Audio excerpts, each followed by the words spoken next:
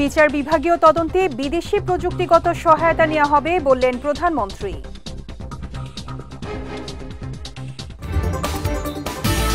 আগামীকালকের মধ্যেই জামায়াতের রাজনীতি নিষিদ্ধ হবে জানালেন আইনমন্ত্রী।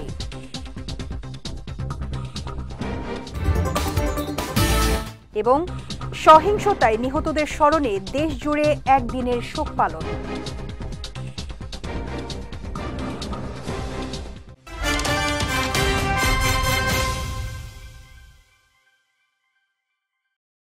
আসসালামু আলাইকুম। বিজয় রাতের সংবাদে আমন্ত্রণ জানাচ্ছি আমি শেখ তাসফিয়া করিম। শুনছিলেন শিরোনাম, এবারে বিস্তারিত। কোটা সংস্কার আন্দোলনের সুষ্ঠু ও মানসম্মত তদন্ত নিশ্চিত করার লক্ষ্যে সরকার গঠিত বিচার বিভাগীয় তদন্ত কমিটির জন্য বিদেশি প্রযুক্তিগত সহায়তা নেওয়া হবে বলে জানিয়েছেন প্রধানমন্ত্রী শেখ হাসিনা। সকালে জার্মানির রাষ্ট্রদূত আচিম ট্রোস্টার প্রধানমন্ত্রীর সঙ্গে তার সরকারি বাসভবন গণভবনে সাক্ষাৎ করতে এলে তিনি একথা জানান। বলেন, বিচার বিভাগীয় তদন্ত কমিটির জন্য বিদেশি প্রযুক্তিগত সহায়তা নেওয়া হবে যাতে এটি যথাযথ মানসম্পন্ন এবং উচ্চ মানসম্পন্ন হয়। সৌজন্য সাক্ষাৎকালে প্রধানমন্ত্রীর ambassador at large Mohammad Ziauddin, প্রধানমন্ত্রীর মুখ্য সচিব মোহাম্মদ তোফাজ্জল হোসেন মিয়া ও পররাষ্ট্র মন্ত্রণালয়ের সিনিয়র সচিব মাসুদ বিন মোমেন উপস্থিত ছিলেন। কোটা সংস্কার আন্দোলন ঘিরে সহিংসতার ঘটনায় নিরপরাধ কাউকে গ্রেফতার করা হচ্ছে না বলে জানিয়েছেন আওয়ামী লীগের সাধারণ সম্পাদক ওবায়দুল কাদের। বলেন, সাধারণ শিক্ষার্থীরা যাতে হয়রানির শিকার না হয় সেদিকে লক্ষ্য রাখার নির্দেশনা দিয়েছেন প্রধানমন্ত্রী শেখ হাসিনা। মানিক মোহাম্মদ ওমরের রিপোর্ট, ছবি তুলেছেন সোহানুর রহমান সোহান।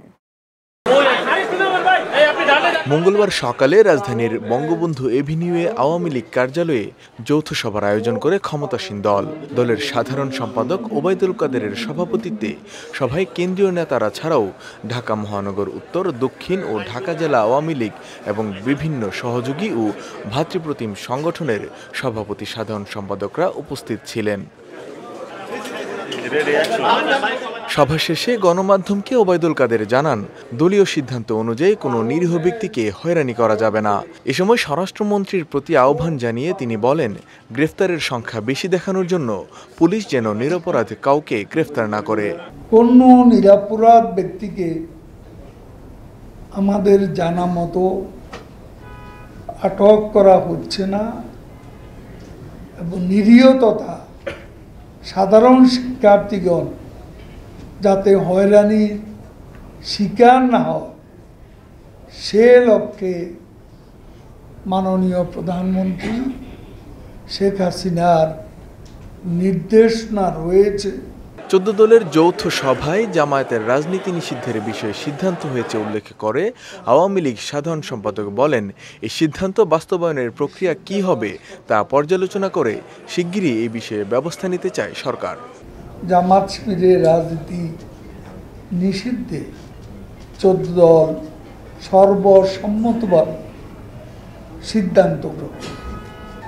এখন এই সিদ্ধান্ত বাস্তবায়ন করবে সরকার, আর বাস্তবায়নের প্রক্রিয়া কি হবে তার আইনগত দিকে দেখে শুনে সরকার শিগগিরই পরবর্তী পদক্ষেপ নেবে। এ সময় বিএনপি মহাসচিব মির্জা ফখরুল ইসলাম আলমগীরকে উদ্দেশ্য করে প্রশ্ন ছুড়ে দিয়ে ওবায়দুল কাদের বলেন, বিএনপির সবাই যদি নিরীহ হয় তাহলে ধ্বংসযজ্ঞ ও বর্বরতা কারা চালিয়েছে? বিটিভি ভবনের দিকে তাকান, মেট্রো রেলের দিকে তাকান, এলিভেটেড এক্সপ্রেসওয়ের দিকে তাকান, হানি ফ্লাইওভারের দিকে তাকান, 235টি থানা পুলিশ বক্স ভস্মীভূত হয়েছে সেগুলোর দিকে তাকান। ফখরুল সাহেব, এগুলো কি আমরা করেছি? কারা এ নারকীয় বর্বরতার আশ্রয় নিয়েছে? কোটা সংস্কার আন্দোলনকে ভিন্ন খাতে প্রবাহিত করে কারা সরকার পতনের আন্দোলনে রূপ দিয়েছে তার সব তথ্যই সরকারের কাছে আছে বলে জানান ওবায়দুল কাদের। মানিক মোহাম্মদ ওমর, বিজয় টিভি, ঢাকা। আইনমন্ত্রী আনিসুল হক বলেছেন, রাজনৈতিক দল হিসেবে জামায়াতে ইসলামীকে নিষিদ্ধের নীতিগত সিদ্ধান্ত হয়েছে। আগামীকাল এ ব্যাপারে নির্বাহী আদেশ জারি করা হবে। দুপুরে সচিবালয়ে সাংবাদিকদের প্রশ্নের জবাবে মন্ত্রী এসব কথা জানান। বলেন, আদালত নয়, কোনো দলকে নিষিদ্ধ করতে পারে সরকার। জামায়াতকে নিষিদ্ধ করা হলে দেশের ধ্বংসাত্মক কাজ বন্ধ হবে বলেও উল্লেখ করেন আইনমন্ত্রী আনিসুল হক। মাননীয় প্রধানমন্ত্রী আমাকে নির্দেশ দিয়েছেন, এটা ঠিক যে আগামীকালকের মধ্যে একটা ব্যবস্থা নেওয়ার। এই যে নৃশংসতা যেটা চালানো হয়েছে গত 16 জুলাই থেকে 20 জুলাই এবং কোটা আন্দোলনের নামে, কোটা বিরোধী আন্দোলনের নামে যে সহিংসতা চালানো হয়েছে, তার প্রথম কথা যেটা হচ্ছে যে যারা কোটা বিরোধী আন্দোলন করছিলেন তারা কিন্তু বলেছেন এই সহিংসতার সাথে তাদের কোনো সম্পৃক্ততা নাই। তো সেই ক্ষেত্রে আমাদের কাছে তথ্য উপাত্ত আছে যে এই জামাত, বিএনপি, ইসলামিক ছাত্র শিবির এবং ছাত্র দলের যারা জঙ্গি তারাই এটা করেছে। এই দলটাকে যদি আপনার নিষিদ্ধ করা হয় তাহলে আইন শৃঙ্খলা এবং দেশের রাজনীতিরও অনেক উন্নতি হবে। কোনো দলকে যখন নিষিদ্ধ করা হয় তখন সেটা নির্বাহী আদেশই হয়, সেটা কোনো বিচার বিভাগীয় আদেশে হয় না।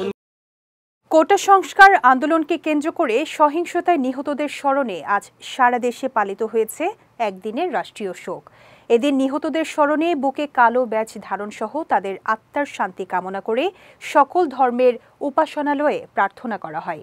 এদিকে দ্রুত সংকট কাটিয়ে আবারও স্বাভাবিক অবস্থানে ফিরবে প্রিয় বাংলাদেশ, এমনটাই প্রত্যাশা সাধারণ মানুষের। হৃদয় খানের ছবিতে আশরাফুল ইসলামের রিপোর্ট। বৈষম্য বিরোধী ছাত্র আন্দোলনের ব্যানারে গড়ে ওঠা অরাজনৈতিক কোটা সংস্কার আন্দোলনের উপর ভর করে গত 14 জুলাই রাতে দেশ জুড়ে তাণ্ডব চালায় রাজনৈতিক অপশক্তি। গতকাল মন্ত্রিপরিষদ সভা শেষে মন্ত্রিপরিষদ সচিব সংবাদ মাধ্যমকে জানান, এ ঘটনায় এখন পর্যন্ত প্রাণ ঝরেছে 150 জনের। মন্ত্রিপরিষদ সভা শেষে নিহতদের স্মরণে মঙ্গলবার সারা দেশে একদিনের রাষ্ট্রীয় শোক পালনের পাশাপাশি নিহতদের আত্মার শান্তি কামনায় সকল উপাসনালয়ে বিশেষ প্রার্থনার নির্দেশ দেয় সরকার। সরকারের ঘোষণা অনুযায়ী যেন মঙ্গলবার সকাল থেকে মুখ ভার ছিল প্রকৃতি। গুড়ি গুড়ি বৃষ্টিতে বুকে কালো ব্যাজ ধারণ করে নিজ নিজ গন্তব্যের পথে নানা শ্রেণী পেশার মানুষ। ছাত্র নিরীহ এই দুষ্কৃতীদের হাতে মৃত্যুবরণ করায় আমরা এটা শোক দিবস হিসাবে পালন করতেছি। এছাড়া মসজিদ সহ সকল ধর্মের উপাসনালয়ে নিহতদের আত্মার শান্তি কামনায় করা হয় বিশেষ প্রার্থনা।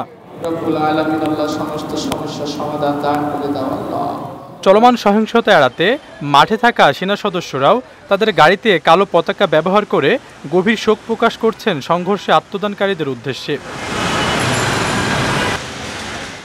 শোক কাটিয়ে পরিস্থিতি স্বাভাবিক হলে দ্রুতই শিক্ষার্থীদের পদচারণায় মুখরিত হবে শিক্ষাঙ্গন, এমনটাই মনে করছে সুশীল সমাজ। আমরা কোনো সময় চাই না যে আমাদের এই স্বাধীন দেশে আমরা যে স্বাধীনতা লাভ করেছি যে উদ্দেশ্যে, সেই উদ্দেশ্য ব্যাহত হয়ে এই ধরনের অনাকাঙ্ক্ষিত ঘটনা ঘটুক।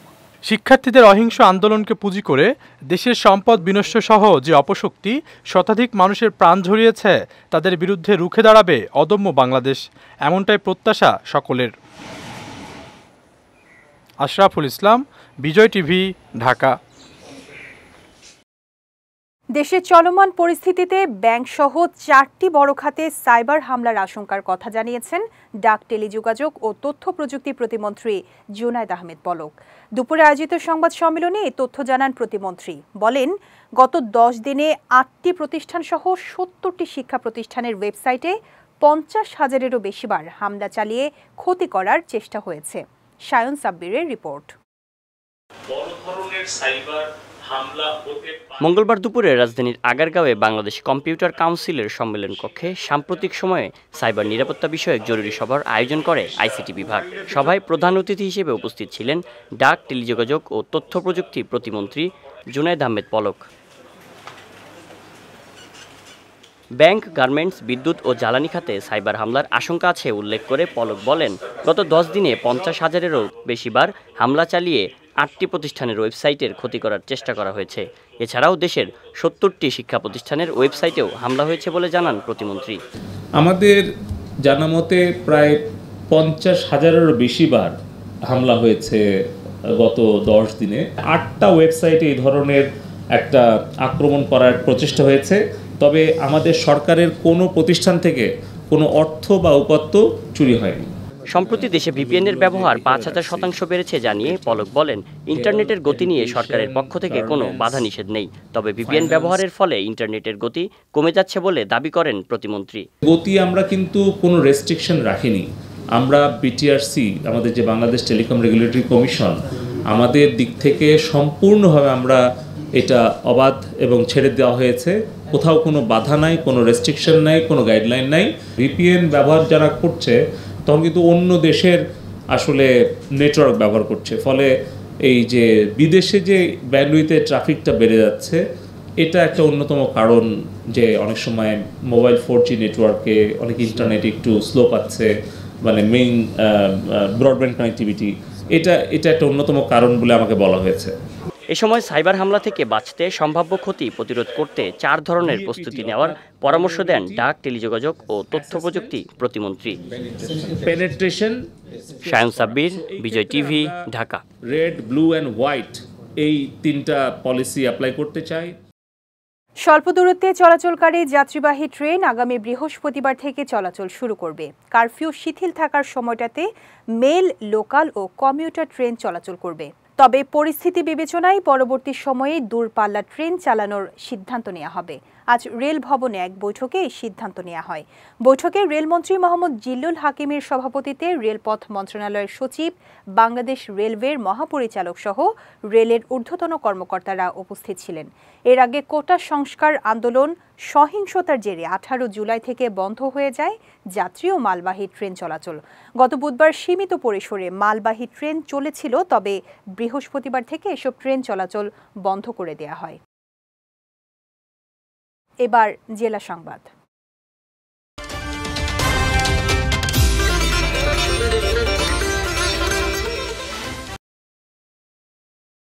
ঝিনাইদহে পাচারের সময় অবৈধ স্বর্ণ ছিনতাইয়ের চেষ্টা করা হয়েছে। এ সময় ছিনতাইকারীদের পিটুনিতে আহত হয়েছে একজন। পুলিশ জানায়, সকালে শহরের স্বর্ণকার পট্টির গিনি হাউসের কর্মচারী মিঠুন একটি কুরিয়ার সার্ভিস থেকে একটি কার্টুন নিয়ে দোকানে ফিরছিল। পথে কেসি কলেজ গলিতে পৌঁছালে 6 জন ছিনতাইকারী ওই কার্টুন ছিনতাইয়ের চেষ্টা করে। এ সময় মিঠুনকে পিটিয়ে কার্টুন ছিনতাইকালে পুলিশ আসলে পালিয়ে যায় ছিনতাইকারীরা। পরে পুলিশ ওই কার্টুন খুলে 181 ভরি স্বর্ণালংকার উদ্ধার করে। সঠিক কাগজপত্র দেখাতে না পারায় ওই স্বর্ণালংকার জব্দ ও গিনি হাউসের মালিককে জিজ্ঞাসাবাদের জন্য আটক করে পুলিশ। কুমিল্লায় ইয়াসিন মিয়া হত্যা মামলায় শাহজাহান মিয়া নামে একজনকে মৃত্যুদণ্ড এবং সেলিম মিয়া নামে অপরজনকে যাবজ্জীবন কারাদণ্ড দিয়েছেন আদালত। একই সঙ্গে যাবজ্জীবন কারাদণ্ডপ্রাপ্তকে 20,000 টাকা জরিমানা করা হয়। দুপুরে কুমিল্লার অতিরিক্ত জেলা ও দায়রা জজ তৃতীয় আদালতের বিচারক রোজিনা খান এ দণ্ডাদেশ প্রদান করেন। রায় ঘোষণাকালে দণ্ডিতরা আদালতের কাঠগড়ায় উপস্থিত ছিলেন। মামলার বিবরণে জানা যায়, নিহতের খালাতো ভাইয়ের স্ত্রী জেসমিন আক্তারের সঙ্গে শাহজাহান মিয়ার পরকীয়া প্রেমে বাধা দেয়ায় আসামিরা 2020 সালের 18 মে ইয়াসিনকে হত্যা করে। এ ব্যাপারে নিহতের বড় ভাই বাদী হয়ে থানায় মামলা দায়ের করেন। জেসমিন আক্তারের সাথে শাহজাহানের অবৈধ সম্পর্ক ছিল। সেলিম ইয়াসিনকে জাপটাইয়া ধরে এবং মিজানুর রহমান তার হাতে থাকা ছুরি দিয়া এই ইয়াসিনের বুকে গাই মারে এবং গাই মারার সাথে সাথে ইয়াসিন মাটিতে লুটিয়ে পড়ে। পরবর্তী সময়ে ইয়াসিন মারা যায়। মোট 28 জন সাক্ষীর মধ্যে আমরা বিজ্ঞ আদালতে 9 জন সাক্ষী দিয়ে উপস্থাপন করে বিজ্ঞ আদালতে 9 জন সাক্ষ্য পর্যালোচনা করে অতিরিক্ত জেলা ও দায়রা জজ তৃতীয় আদালত রুজিনা খান এই আসামি শাহজাহানকে মৃত্যুদণ্ড এবং সেলিম মিয়াকে যাবজ্জীবন কারাদণ্ড এবং অনাদায়ে 20,000 টাকা জরিমানা করা হয়। পাবনার রূপপুর পারমাণবিক বিদ্যুৎ কেন্দ্রের প্রথম ইউনিটের পরীক্ষামূলক রিঅ্যাক্টর কম্পার্টমেন্টে রিফুয়েলিং মেশিনের প্রস্তুতির কাজ সম্পন্ন হয়েছে। রিঅ্যাক্টর কোরে ডামি ফুয়েল লোডিংয়ের জন্য এটি সর্বশেষ ধাপ। অল্প কয়েকদিনের মধ্যেই ডামি ফুয়েল লোডিংয়ের পরিকল্পনা রয়েছে। নির্মাণ সহযোগী প্রতিষ্ঠান রাশিয়ার Rosatom state atomic energy corporation আজ এ তথ্য জানিয়েছে। ফুয়েল লোডিংয়ের জন্য রিফুয়েলিং মেশিনটিকে প্রস্তুত করতে কাজ করছে অ্যাটমটেক এনার্গোর বিশেষজ্ঞরা। অ্যাটমটেক এনার্গো বাংলাদেশ শাখার পরিচালক ডেনিস মাজলভ বলেন, পারমাণবিক বিদ্যুৎ কেন্দ্রের নিরাপদ পরিচালনার ক্ষেত্রে রিফুয়েলিং মেশিনের ভূমিকা অত্যন্ত গুরুত্বপূর্ণ। যাচ্ছি খেলার সংবাদে।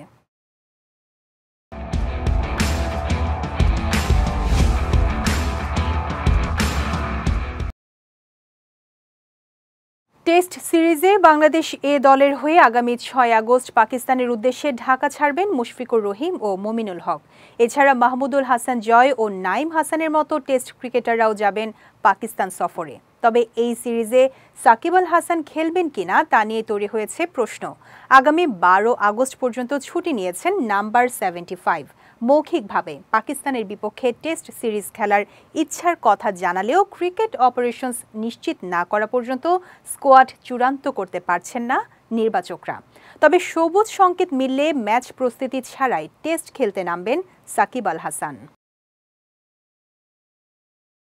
ইউরো মাতানো ইতালিয়ান ডিফেন্ডার রিকার্দো কালাফিওরিকে দলে ভিড়িয়েছে আর্সেনাল। ইতালিয়ান এই সুপারস্টার এবারের দল বদলের অন্যতম আকর্ষণ ছিলেন। বেশ কয়েকটি বড় ক্লাব তাকে দলে ভেড়ানোর লড়াইয়ে থাকলেও শেষ পর্যন্ত 42 মিলিয়ন পাউন্ডের বিনিময়ে কালাফিওরিকে দলে টেনেছে আর্সেনাল। বাংলাদেশি মুদ্রায় যা 635 কোটি 27 লাখ টাকারও বেশি। কালাফিওরিকে 5 বছরের চুক্তিতে দলে ভিড়িয়েছে প্রিমিয়ার লিগের জায়ান্ট ক্লাবটি। এর আগে গত মৌসুমে এফসি বাসেল থেকে বোলোগোনায় যোগ দেন রিকার্দো কালাফিওরি। তখন ক্লাবটির হয়ে 30 ম্যাচে 2 গোল ও 5টি অ্যাসিস্ট করেন এই ইতালিয়ান ডিফেন্ডার। এছাড়া ইতালির জার্সিতে ইউরো চ্যাম্পিয়নশিপেও নজর কেড়েছেন 22 বছর বয়সী এই ফুলব্যাক। বিজয় রাতের সংবাদ শেষ করার আগে শিরোনামগুলো দেখে নিচ্ছি আরও একবার।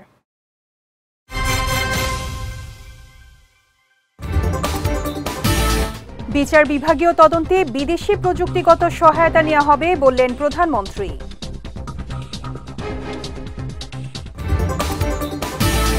আগামীকালকের মধ্যেই জামায়াতের রাজনীতি নিষিদ্ধ হবে জানালেন আইনমন্ত্রী।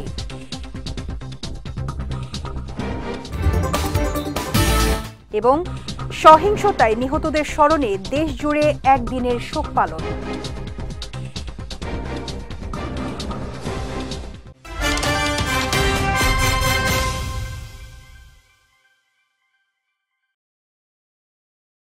বিজয় রাতের সংবাদ শেষে আজকের মতো আমি শেখ তাসফিয়া করিম আপনাদের কাছ থেকে বিদায় নিচ্ছি। আগামীকাল একই সময়ে নতুন সব খবর দেখতে চোখ রাখুন বিজয় টিভিতে।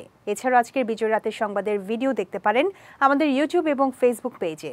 আমাদের ইউটিউব হলো youtube.com/bijaytvofficial এবং আমাদের ফেসবুক পেজ হলো facebook.com/bijaytvlimited। এতক্ষণ সঙ্গে থাকার জন্য ধন্যবাদ সবাইকে।